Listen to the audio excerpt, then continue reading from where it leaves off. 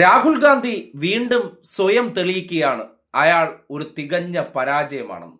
ഈ രാജ്യത്ത് എപ്പോഴൊക്കെ സംഘപരിവാറിനെതിരായി ഒരു വികാരം ഉയർന്നു വരുന്നുണ്ടോ അവിടങ്ങളിലൊന്നും രാഹുൽ ഗാന്ധിയെ നിങ്ങൾക്ക് മഷിയിട്ട് നോക്കിയാൽ കാണാൻ പറ്റില്ല.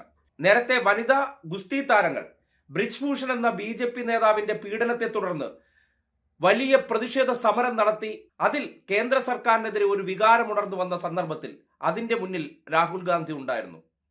നിങ്ങൾക്ക് കാണാൻ കഴിയില്ല.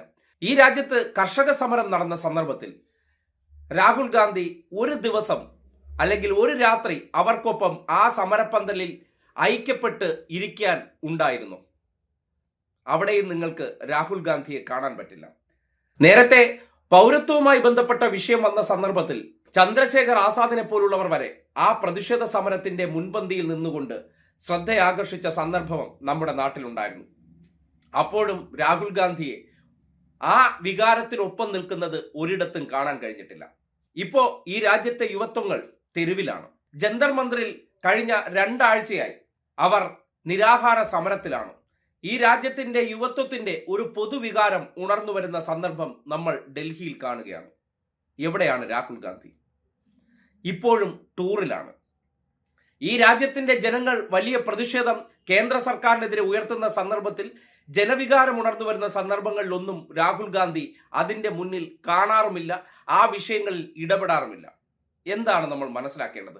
കേന്ദ്ര സർക്കാരിനെതിരെ കൃത്യമായി കിട്ടുന്ന ഒരു അവസരങ്ങൾ പോലും വിനിയോഗിക്കാതെ അത്തരം സമരങ്ങളെ മുന്നിൽ നിന്ന് നയിക്കാൻ തയ്യാറാകാതെ എങ്ങനെയാണ് രാഹുൽ ഗാന്ധി ഈ നാട്ടിൽ സംഘപരിവാറിനെ തുടച്ചു നീക്കുമെന്ന് പറയുന്നത്?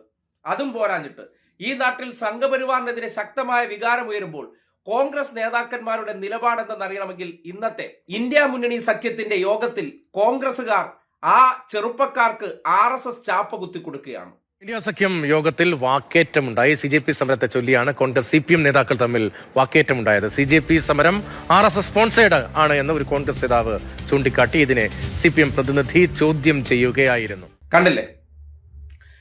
പ്രതിഷേധിക്കാനോ കോൺഗ്രസ് ഇല്ല. പ്രതിഷേധിക്കുന്നവരെ വരെ RSSകാരാക്കി മാറ്റുന്ന കോൺഗ്രസ് മനോഭാവം തെളിയിക്കുന്നത് എന്താണ്?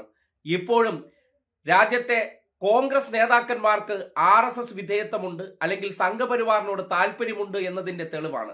നമ്മളെ കൊണ്ട് ഒരു പ്രതിഷേധ സമരം ഈ നാട്ടിൽ നടത്താൻ കെൽപ്പുണ്ടാകുന്നില്ല. ഈ നാട്ടിലെ യുവാക്കളുടെ വികാരം എന്താണെന്നാണ് ഉന്നത വിദ്യാഭ്യാസ മേഖലകളിലെ നീറ്റ് ഉൾപ്പെടെയുള്ള പരീക്ഷകൾ താളം തെറ്റി വിദ്യാർത്ഥികൾ ആത്മഹത്യ ചെയ്യുന്ന ഘട്ടത്തിൽ പോലും കോൺഗ്രസുകാർക്ക് ഒരു ദിവസം അവർക്കൊപ്പം പോയി നിരാഹാരം ഇരിക്കാനോ അവർക്കൊപ്പം ഒരു രാത്രി അവിടെ ചെലവഴിക്കാനോ സമയമില്ല എന്ന് പറഞ്ഞാൽ അതിന്റെ അർത്ഥം എന്താണ്? ഈ നാട്ടിൽ സംഘപരിവാറിന്റെ നേതൃത്വത്തിലുള്ള ഒരു സർക്കാരിനെ തുടച്ചു നീക്കണം, മാറ്റണമെന്ന് ആഗ്രഹമില്ലാത്തവരാണ് കോൺഗ്രസ് നേതൃത്വമെന്ന് തോന്നിപ്പോകുന്ന സാഹചര്യമാണ്. തോന്നിപ്പോകുന്നതല്ല, അത് തന്നെയാണ് റിയാലിറ്റി എന്ന് പറയേണ്ടി വരികയാണ്. അല്ലെങ്കിൽ ഡൽഹി ഇത്രയും അശാന്തമായ സന്ദർഭത്തിൽ ആ കിട്ടിയ അവസരത്തെ രാഷ്ട്രീയമായി വിനിയോഗിക്കാനായിട്ട് കോൺഗ്രസിന്റെ ഒരു നേതാക്കന്മാരും തയ്യാറാകാതെ ആ വികാരം ഉണർത്തിക്കൊണ്ടുവന്ന ചെറുപ്പക്കാരെ RSS ചാപ്പ കുത്തിക്കൊടുക്കാനായിട്ട് കോൺഗ്രസ് നേതാക്കന്മാർ മത്സരിക്കുന്നുണ്ടെങ്കിൽ ഇവർ ഈ രാജ്യത്തെ സംഘപരിവാറിൽ നിന്ന് രക്ഷിക്കുമെന്ന് നിഷ്കളങ്കരെ നിങ്ങൾ കരുതുകയാണെങ്കിൽ വിഡ്ഢികളുടെ സ്വർഗലോകത്താണെന്ന് മാത്രമേ പറയാനുള്ളൂ.